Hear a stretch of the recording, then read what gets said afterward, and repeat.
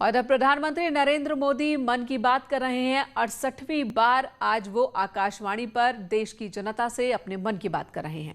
धार्मिक पूजा पाठ होते हैं। कोरोना के संकट काल में लोगों में उमंग तो है, उत्साह भी है, लेकिन हम सबको मन को छू जाए वैसा अनुशासन भी है। बहुतेक रूप में देखा जाए तो नागरिकों में दायित्व का एहसास भी है।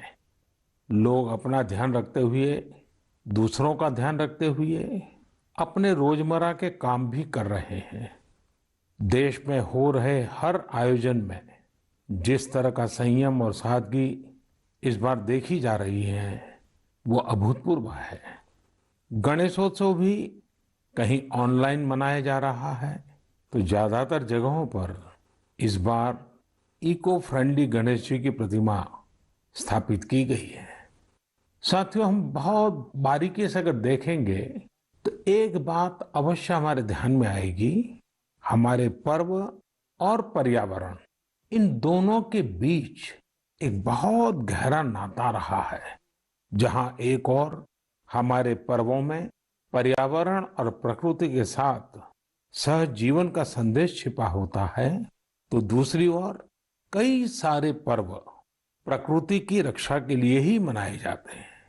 जैसे बिहार के पश्चिमी चंपारण में सदियों से थारू आदिवासी समाज के लोग 60 घंटे के लॉकडाउन, या उनके ही शब्दों में कहें तो 60 घंटे के बरना का पालन करते हैं।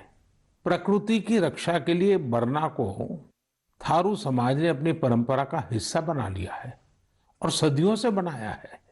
इस दौरान न कोई गांव में आता है, न ही कोई अपने घरों से बाहर निकलता है।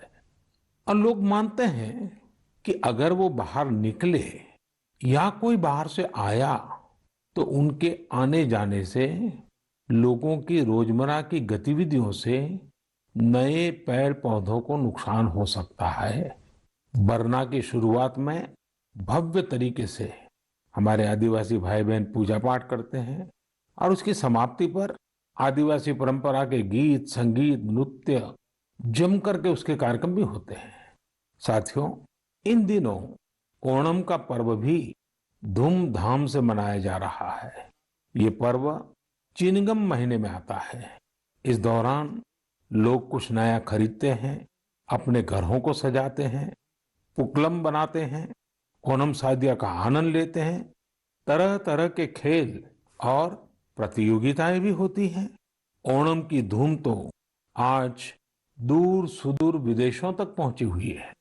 अमेरिका हो, यूरोप हो या खाड़ी देश हो, ओणम का उल्लास आपको हर कहीं मिल जाएगा। ओणम एक इंटरनेशनल फेस्टिवल बनता जा रहा है। साथियों, ओणम हमारी कृषि से जुड़ा हुआ पर्व है। ये हमारी ग्रामीण अर्थव्यवस्था के लिए भी एक नई शुरुआत का समय होता है।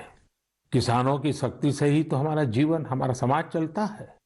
हमारे पर्व किसानों के परिश्रम से ही रंग बिरंगे बनते हैं। हमारे अन्नदाता को, किसानों की जीवनदायिनी शक्ति को वेदों में भी बहुत गौरवपूर्ण रूप से नमन किया गया है। ऋग्वेद में मंत्र है, अन्नानाम पतये नमः, अन्नानाम पतये नमः, क्षेत्राणाम पतये नमः। अर्थात अन्नदाता को नमन है, किसान को नमन है। हमारे किसानों ने कोरोना के इस कठिन परिस्थितियों में भी अपनी ताकत को साबित किया है। हमारे देश में इस बार खरीफ की फसल की बुआई पिछले साल के मुकाबले 7% ज्यादा हुई है। धान की रुपाई इस बार लगभग 10%, दालें लगभग 5%, मोटे अनाज, कोर्स सीरियल्स लगभग 3%, ऑयल सीड्स लगभग 13%, कपास लगभग 3% ज्यादा बोई गई है। मैं इसके लिए देश के किसानों को बधाई देता हूं, उनके परिश्रम को नमन करता हूं। मेरे प्यारे देशवासियों, कोरोना के इस कालखंड में देश कई मोर्चों पर एक साथ लड़ रहा है, लेकिन इसके साथ साथ कई बार मन में ये भी सवाल आता रहा कि इतने लंबे समय तक घरों में रहने के कारण मेरे छोटे छोटे बाल मित्रों का समय कैसे बीतता होगा। और इसी से मैंने गांधीनगर की चिल्ड्रन यूनिवर्सिटी, जो दुनिया में एक अलग तरह का प्रयोग है, भारत सरकार के महिला और बाल विकास मंत्रालय, शिक्षा मंत्रालय, सूक्ष्म लघु और मध्यम उद्योग मंत्रालय, इन सभी के साथ मिलकर हम बच्चों के लिए क्या कर सकते हैं, इस पर मंथन किया, चिंतन किया। मेरे लिए ये बहुत सुखद था, लाभकारी भी था, क्योंकि एक प्रकार से ये मेरे लिए भी कुछ नया जानने का, नया सीखने का अवसर बन गया। साथियों, हमारे चिंतन का विषय था खिलौने और विशेषकर भारतीय खिलौने। हमने इस बात पर मंथन किया कि भारत के बच्चों को नए नए टॉयज कैसे मिले, भारत टॉय प्रोडक्शन का बहुत बड़ा हब कैसे बने। वैसे मैं मन की बात सुन रहे बच्चों के माता पिता से क्षमा मांगता हूं, क्योंकि हो सकता है उन्हें अब ये मन की बात सुनने के बाद खिलौनों की नई नई डिमांड सुनने का शायद एक नया काम सामने आ जाएगा। साथियों, खिलौने जहां एक्टिविटी को बढ़ाने वाले होते हैं, तो खिलौने हमारी आकांक्षाओं को भी उड़ान देते हैं। खिलौने केवल मन ही नहीं बहलाते, खिलौने मन बनाते भी हैं और मकसद गढ़ते भी हैं। मैंने कहीं पढ़ा कि खिलौनों के संबंध में गुरुदेव रविंद्रनाथ टैगोर ने कहा था कि बेस्ट टॉय वो होता है जो इनकम्प्लीट हो, ऐसा खिलौना जो अधूरा हो और बच्चे मिलकर खेल खेल में उसे पूरा करें। गुरुदेव टैगोर ने कहा था कि जब वो छोटे थे तो खुद की कल्पना से घर में मिलने वाले सामानों से ही अपने दोस्तों के साथ अपने खिलौने और खेल बनाया करते थे। लेकिन एक दिन बचपन के उन मौज मस्ती भरे पलों में बड़ों का दखल हो गया। हुआ ये था कि उनका एक साथी एक बड़ा और सुंदर सा विदेशी खिलौना लेकर आ गया। खिलौनों को लेकर इतराते हुए अब सब साथी का ध्यान खेल से ज्यादा खिलौने पर रह गया। हर किसी के आकर्षण का केंद्र खेल नहीं रहा, खिलौना बन गया। जो बच्चा कल तक सबके साथ खेलता था, सबके साथ रहता था, घुल मिल जाता था, खेल में डूब जाता था, वो अब दूर रहने लगा। एक तरह से बाकी बच्चों से भेद का भाव उसके मन में बैठ गया। महंगे खिलौने में बनाने के लिए भी कुछ नहीं था, सीखने के लिए भी कुछ नहीं था, यानी कि एक आकर्षक खिलौने ने एक उत्कृष्ट बच्चे को कहीं दबा दिया, छिपा दिया, मुरझा दिया। इस खिलौने ने धन का, संपत्ति का, जरा बड़प्पन का प्रदर्शन कर लिया, लेकिन उस बच्चे की क्रिएटिव स्पिरिट को बढ़ने और संवरने से रोक दिया। खिलौना तो आ गया, पर खेल खत्म हो गया और बच्चे का खिलना भी खो गया। इसलिए गुरुदेव कहते थे कि खिलौने ऐसे होने चाहिए जो बच्चे के बचपन को बाहर लाएं, उसकी क्रिएटिविटी को सामने लाएं। बच्चों के जीवन के अलग अलग पहलू पर खिलौनों का जो प्रभाव है, इस पर राष्ट्रीय शिक्षा नीति में भी बहुत ध्यान दिया गया है। खेल खेल में सीखना, खिलौने बनाना सीखना, खिलौने जहां बनते हैं वहां की विजिट करना, इन सबको करिकुलम का हिस्सा बनाया गया है। साथियों, हमारे देश में लोकल खिलौनों की बहुत समृद्ध परंपरा रही है। कई प्रतिभाशाली और कुशल कारीगर हैं जो अच्छे खिलौने बनाने में महारत रखते हैं। भारत के कुछ क्षेत्र टॉय क्लस्टर्स यानी खिलौने के केंद्र के रूप में भी विकसित हो रहे हैं, जैसे कर्नाटक के रामनगरम में चन्नापटना, आंध्र प्रदेश के कृष्णा में कोंडापल्ली, तमिलनाडु में तंजौर, असम में धुबरी, उत्तर प्रदेश का वाराणसी, कई ऐसे स्थान हैं, कई नाम गिना सकते हैं। आपको ये जानकर आश्चर्य होगा कि global toy industry 7 lakh crore रुपए से भी अधिक की है।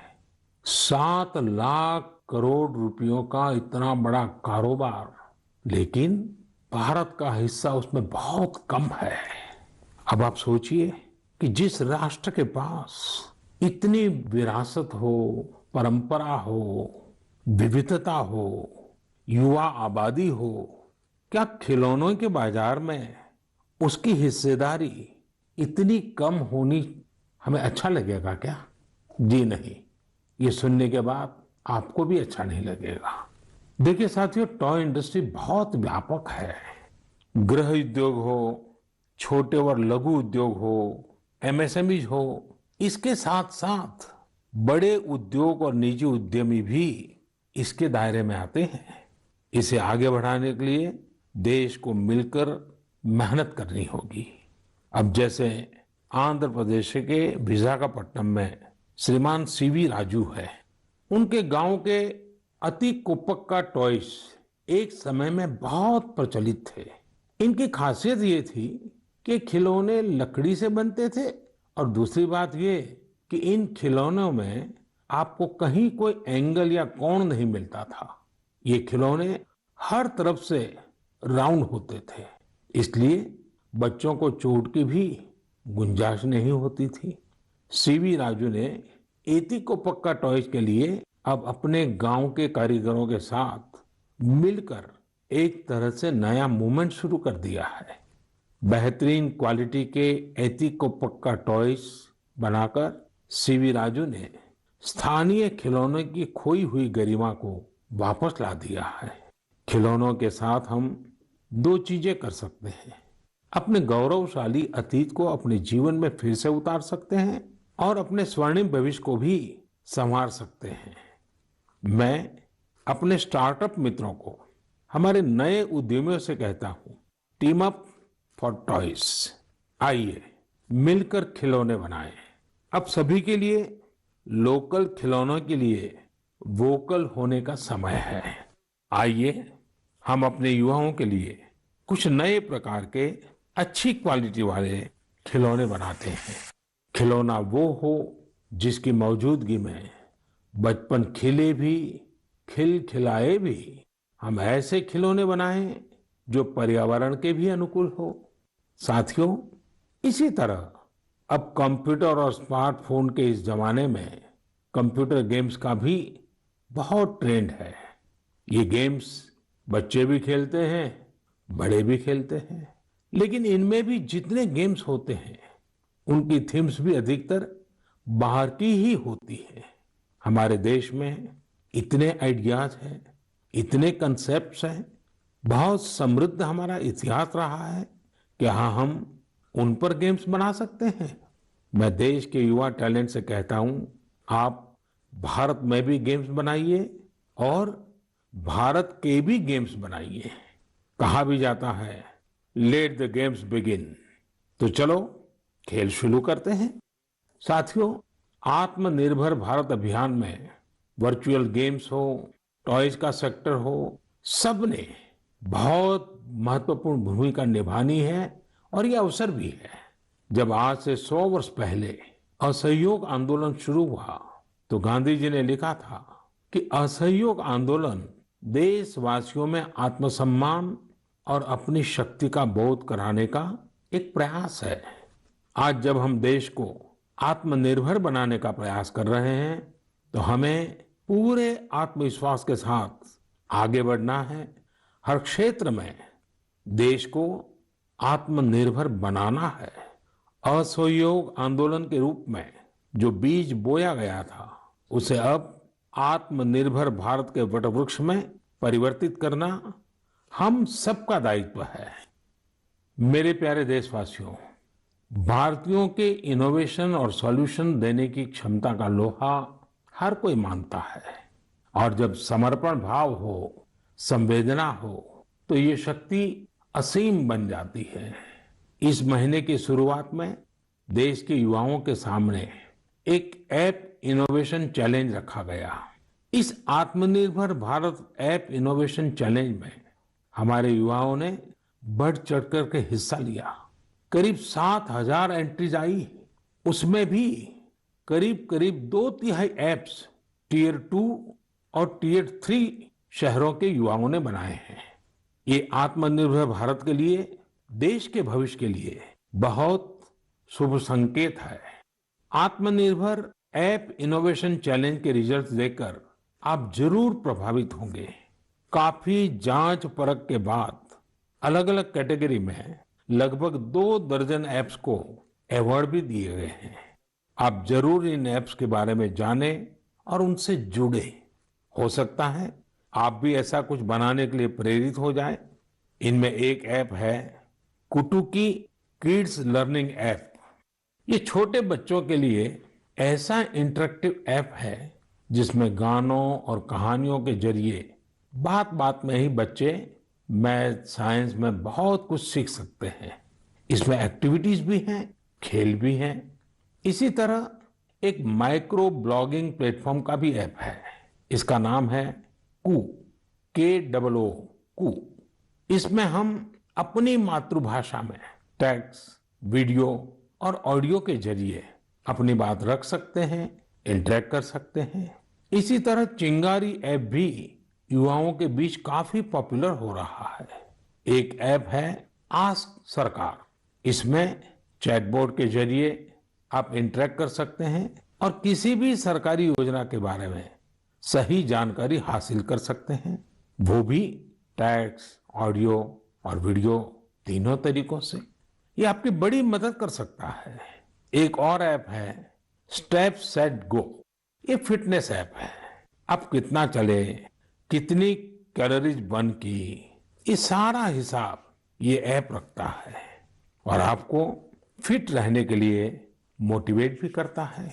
मैंने कुछ ही उदाहरण दिए हैं। कई और ऐप्स ने भी इस चैलेंज को जीता है।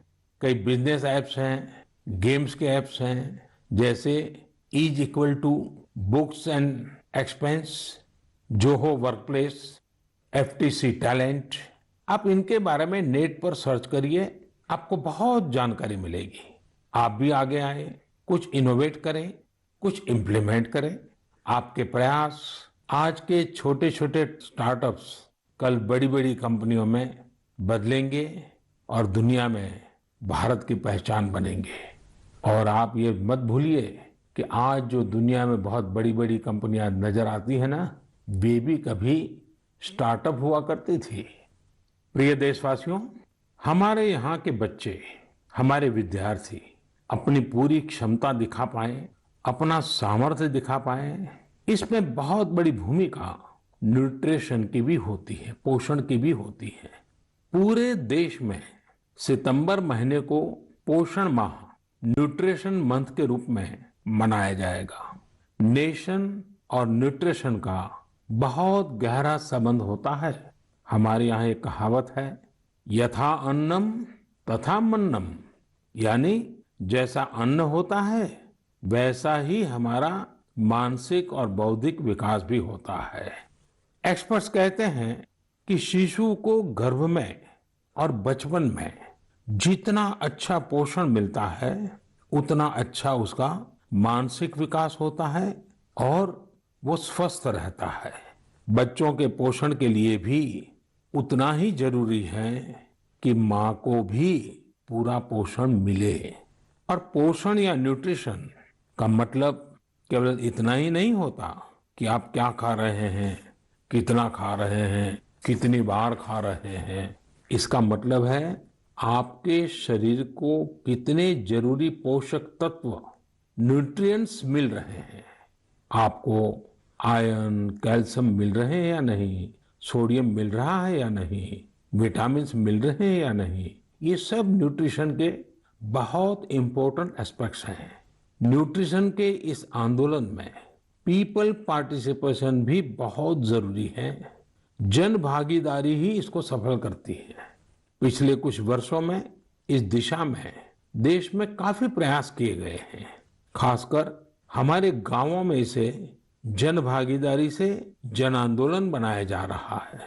पोषण सप्ताह हो, पोषण माह हो, इनके माध्यम से ज्यादा जागरूकता पैदा की जा रही है। स्कूलों को जोड़ा गया है, बच्चों के लिए प्रतियोगिताएं हो, उनमें अवेयरनेस बढ़े, इसके लिए भी लगातार प्रयास जारी हैं। जैसे क्लास में एक क्लास मॉनिटर होता है, उसी तरह न्यूट्रिशन मॉनिटर भी हो, रिपोर्ट कार्ड की तरह न्यूट्रिशन कार्ड भी बने, इस तरह की भी शुरुआत की जा रही है। पोषण माह न्यूट्रिशन मंथ के दौरान माय गॉव पोर्टल पर एक फूड एंड न्यूट्रिशन क्विज भी आयोजित की जाएगी और साथ ही एक मीम कंपटीशन भी होगा।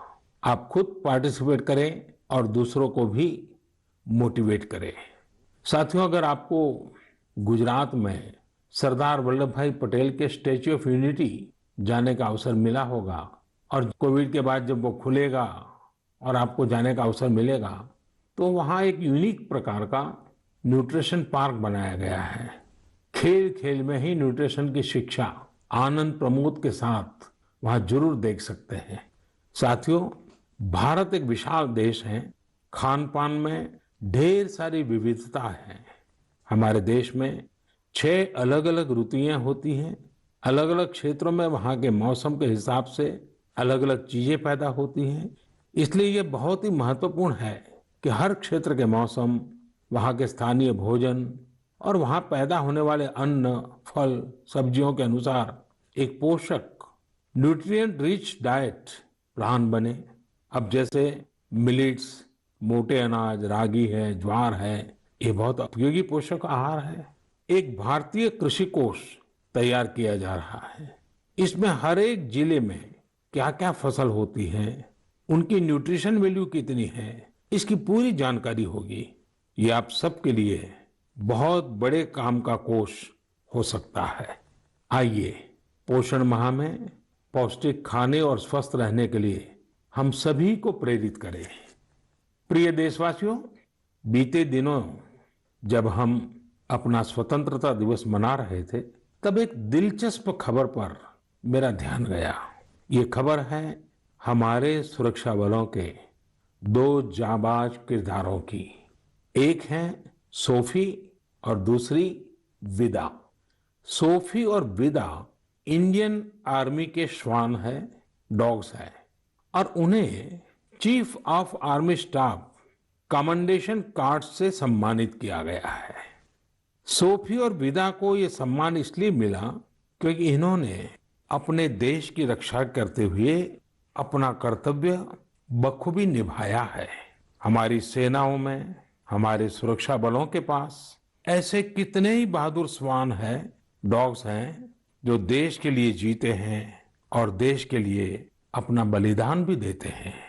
कितने ही बम धमाकों को, कितनी ही आतंकी साजिशों को रोकने में ऐसे डॉग्स ने बहुत अहम भूमिका निभाई है।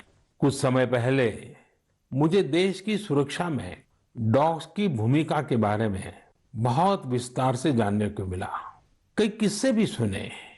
एक डॉग बलराम ने 2006 में अमरनाथ यात्रा के रास्ते में बड़ी मात्रा में गोला बारूद खोज निकाला था। 2002 में भावना ने आईईडी खोजा था। आईईडी निकालने के दौरान आतंकियों ने विस्फोट कर दिया और श्वान शहीद हो गए। 2-3 वर्ष पहले छत्तीसगढ़ के बीजापुर में सीआरपीएफ का स्निफर डॉग क्रैकर भी आईईडी ब्लास्ट में शहीद हो गया था। कुछ दिन पहले ही आपने शायद टीवी पर एक बड़ा भावुक करने वाला दृश्य देखा होगा, जिसमें बीड़ पुलिस अपने साथी डॉग रॉकी को पूरे सम्मान के साथ आखिरी विदाई दे रही थी।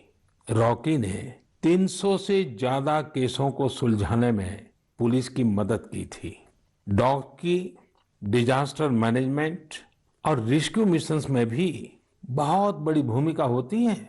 भारत में तो national disaster response force NDRF ने ऐसे दर्जनों डॉग्स को स्पेशली ट्रेन किया है।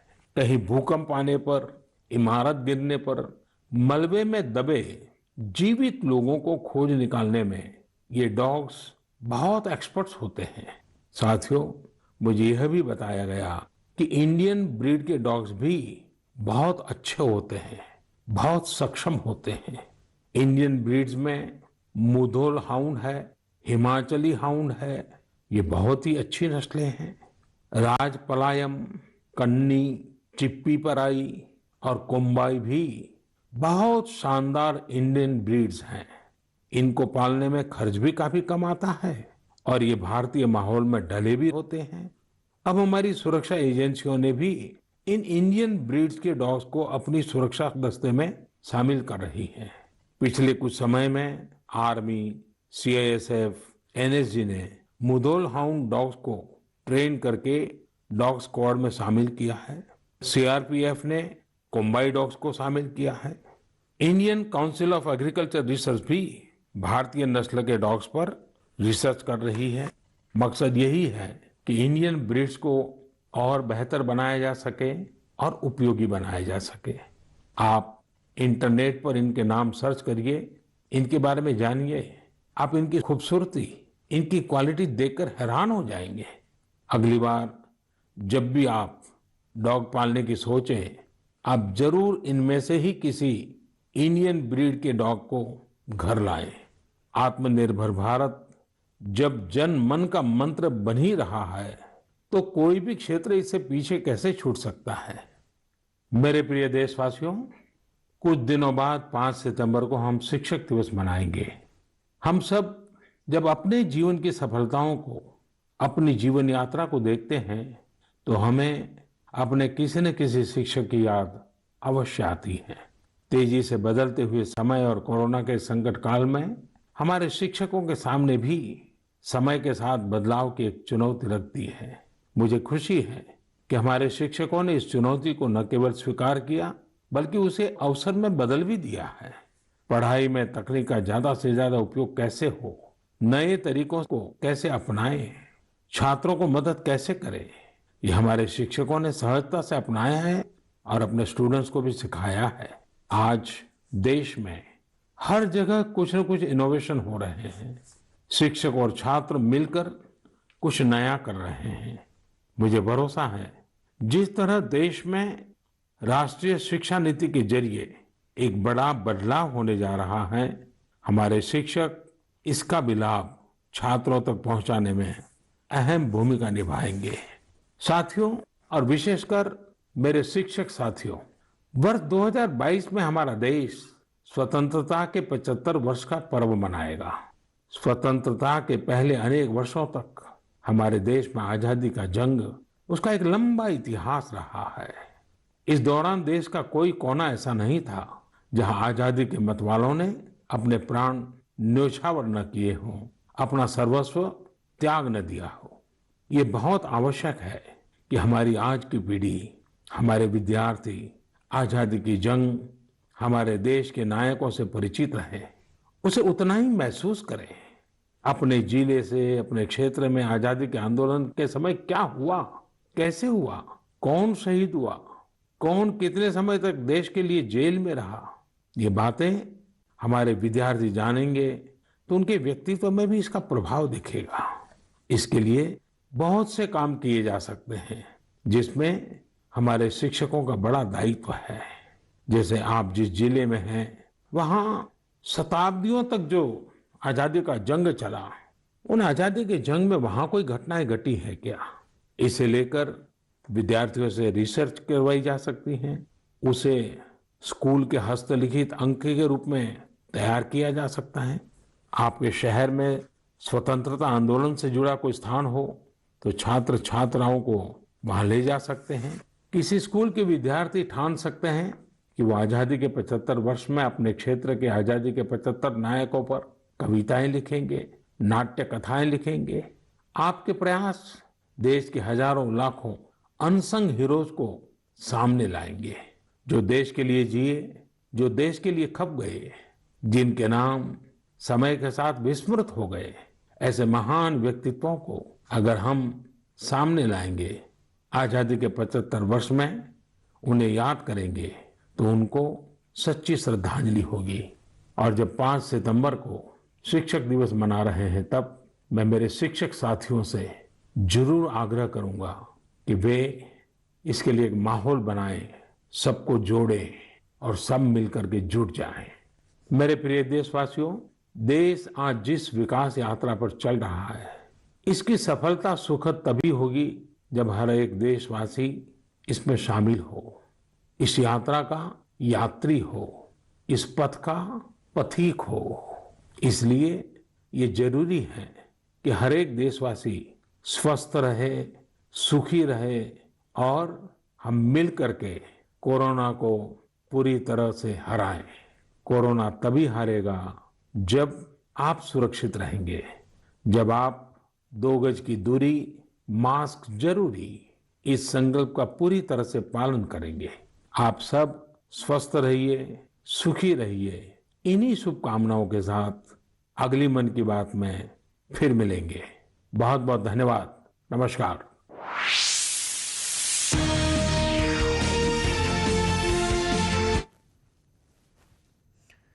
प्रधानमंत्री नरेंद्र मोदी, जिन्होंने आकाशवाणी पर 68वीं बार मन की बात, और इस दौरान उन्होंने एक बार फिर से लोकल को वोकल करने की बात रखी। लोगों की संयम और सादगी अभूतपूर्व रही है। अभी तक कोरोना काल में इसका भी जिक्र किया। वहीं उन्होंने बच्चों की बात कही है। तो किस तरह से लोकल खिलौनों को वोकल बनाना है, लोकल को वोकल बनाएं, इस दिशा में उन्होंने खिलौनों का जिक्र किया, साथ ही अलग अलग उत्पाद का जिक्र किया। यहाँ तक कि लोगों से ये भी अपील की कि जो पेट लवर्स हैं, जो कुत्तों को पालते हैं या पालना चाहते हैं, तो उन्हें भी चाहिए कि भारतीय नस्ल के कुत्ते को ही पालें। उसकी खूबियाँ भी उन्होंने गिना दी। और बात आखिर में उन्होंने शिक्षक दिवस को लेकर के रखी अपने मन की बात कि 5 सितंबर टीचर्स डे, और इस मौके पर बहुत कुछ खास हो सकता है। बच्चों का पोषण कार्ड बनना चाहिए। लगभग 35 मिनट तक प्रधानमंत्री नरेंद्र मोदी, जिन्होंने मन की बात की, और हमेशा की तरह ही मौजूदा वक्त का तो जिक्र ही, चुनौतियों का जिक्र, और साथ ही साथ उन्होंने बात रखी, उदाहरण रखे, पॉजिटिव उदाहरण रखे और पॉजिटिव संदेश। प्रधानमंत्री मोदी ने देश में खिलौना इंडस्ट्री को बढ़ावा देने की बात कही। उन्होंने कहा कि खिलौने बच्चों के का मन बनाते हैं तो मकसद भी गढ़ते हैं। मन बनाते भी हैं और मकसद गढ़ते भी हैं। मैंने कहीं पढ़ा कि खिलौनों के संबंध में गुरुदेव रविंद्रनाथ टैगोर ने कहा था कि बेस्ट टॉय वो होता है जो इनकम्प्लीट हो, ऐसा खिलौना जो अधूरा हो और बच्चे मिलकर खेल खेल में उसे पूरा करें। गुरुदेव टैगोर ने कहा था कि जब वो छोटे थे तो खुद की कल्पना से, घर में मिलने वाले सामानों से ही अपने दोस्तों के साथ अपने खिलौने और खेल बनाया करते थे। लेकिन एक दिन बचपन के उन मौज मस्ती भरे पलों में बड़ों का दखल हो गया।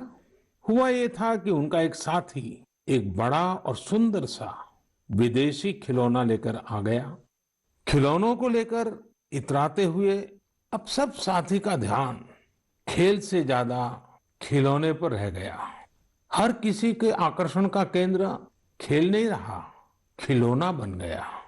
जो बच्चा कल तक सबके साथ खेलता था, सबके साथ रहता था, घुल मिल जाता था, खेल में डूब जाता था, वो अब दूर रहने लगा। एक तरह से बाकी बच्चों से भेद का भाव उसके मन में बैठ गया। महंगे खिलौने में बनाने के लिए भी कुछ नहीं था, सीखने के लिए भी कुछ नहीं था। यानी कि एक आकर्षक खिलौने ने एक उत्कृष्ट बच्चे को कहीं दबा दिया, छिपा दिया, मुरझा दिया। इस खिलौने ने धन का, संपत्ति का, जरा बड़प्पन का प्रदर्शन कर लिया, लेकिन उस बच्चे की क्रिएटिव स्पिरिट को बढ़ने और संवरने से रोक दिया। खिलौना तो आ गया, पर खेल खत्म हो गया और बच्चे का खिलना भी खो गया। तो बहुत ही खूबसूरत बात। अधिकतर मनोवैज्ञानिक भी यही कहते हैं कि बच्चों की जिंदगी में खिलौने की अहमियत क्या है, वो प्रधानमंत्री ने अपने मन की बात में रखी। वैज्ञानिक भी यही कहते हैं, मनोवैज्ञानिक, कि बच्चों को कभी भी इतने खिलौने और इस तरह के खिलौने ना दें कि बच्चों की जो क्रिएटिविटी है वो खत्म हो जाए। अधूरे खिलौने ही बच्चों को पूरा करते हैं। इधर पीएम मोदी ने यह भी कहा कि पर्व और पर्यावरण का गहरा नाता है। पीएम ने थारू और ओणम का जिक्र किया और आदिवासी इलाकों में अनुशासन की तारीफ भी की। और बारीकी से अगर देखेंगे तो एक बात अवश्य हमारे ध्यान में आएगी। हमारे पर्व और पर्यावरण, इन दोनों के बीच एक बहुत गहरा नाता रहा है।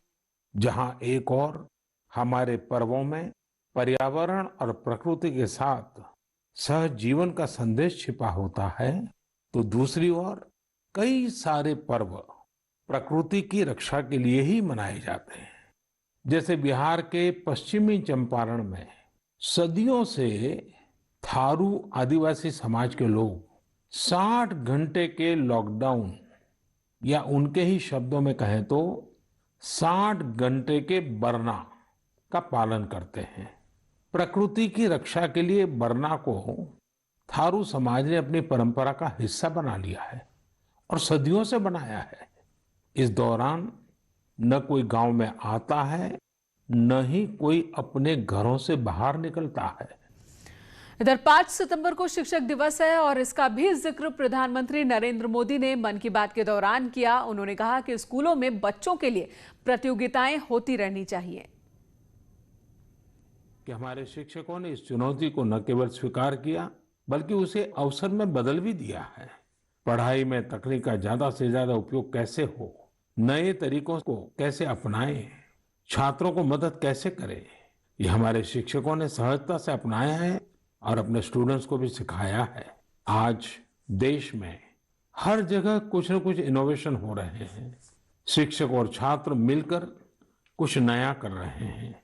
मुझे भरोसा है, जिस तरह देश में राष्ट्रीय शिक्षा नीति के जरिए एक बड़ा बदलाव होने जा रहा है, हमारे शिक्षक इसका भी लाभ छात्रों तक पहुंचाने में अहम भूमिका निभाएंगे।